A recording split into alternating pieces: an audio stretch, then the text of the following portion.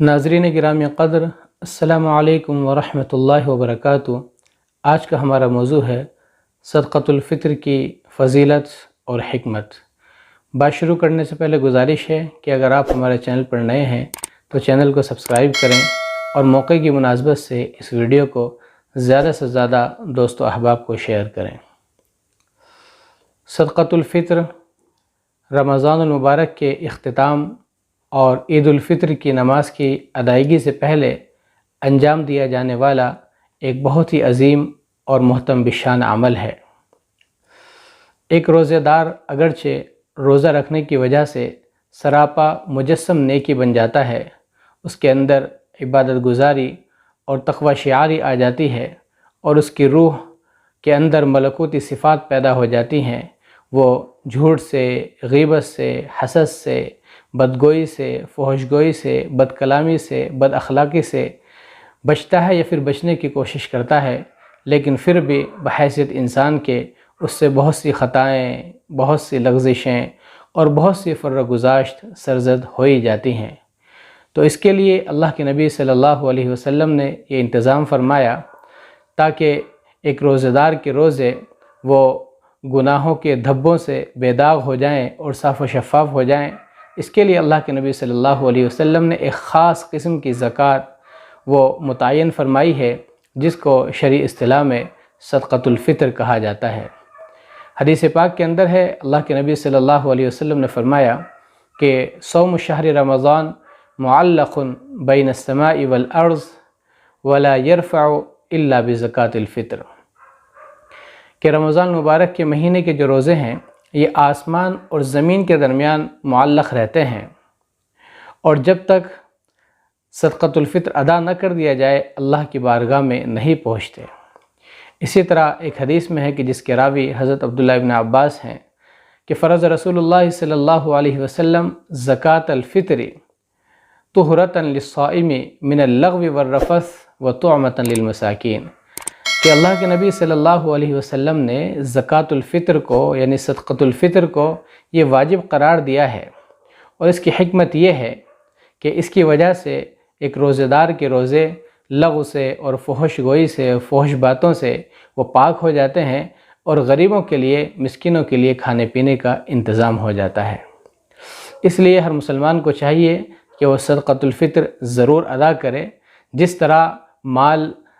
زکوٰۃ کے ذریعے پاک ہو جاتا ہے، اسی طرح صدقۃ الفطر کے ذریعے انسان کا جو بدن ہے وہ محفوظ ہو جاتا ہے۔ بہرحال صدقۃ الفطر اگر نماز عید الفطر کی نماز سے پہلے ادا کر دیا جائے تو اس کا شمار مقبول زکوٰۃ میں ہوتا ہے، لیکن اگر نماز کے بعد ادا کیا جائے تو پھر اس کا شمار عام صدقات کی طرح ہوتا ہے۔ اس لیے ہمارے لیے ضروری ہے کہ ہم عید الفطر کی نماز کی ادائیگی سے کم از کم 2-3 دن پہلے صدقۃ الفطر کو غریبوں کے پاس، یتیموں کے پاس، بیواؤں کے پاس اور جو ضرورت مند ہیں ان کے پاس پہنچا دیں، تاکہ ان کی ضرورتیں پوری ہو جائیں، ان کے بچوں کی ضرورتیں پوری ہو جائیں، وہ اپنے اور اپنے بچوں کے کپڑے بنا سکیں اور ضروری چیزوں کو وہ خرید سکیں اور ان کے چہرے پر خوشی اور مسرت کی لہریں دوڑ سکیں۔ صدقۃ الفطر کی 2 حکمتیں ہیں۔ پہلی حکمت تو یہی ہے کہ اس کی وجہ سے روزہ دار کے روزے کے اندر جو کچھ کمیاں اور کوتاہیاں ہو جاتی ہیں یہ اس کا کفارہ بن جاتا ہے، اور دوسرے غریبوں کا اور ضرورت مندوں کا ان کے کھانے پینے کا رزق کا انتظام ہو جاتا ہے۔ صدقۃ الفطر 4 چیزوں سے ادا کیا جاتا ہے، ویٹ سے یعنی گیہوں سے، اور اسی طرح بارلی سے یعنی جو سے، اسی طرح ڈیٹس سے یعنی کھجور سے، اور ریسن سے یعنی کشمش سے۔ اگر کسی شخص کے پاس پیسہ کم ہے تو اس کو چاہیے کہ وہ گیہوں کے ذریعے صدقۃ الفطر ادا کرے، یعنی نصف سا،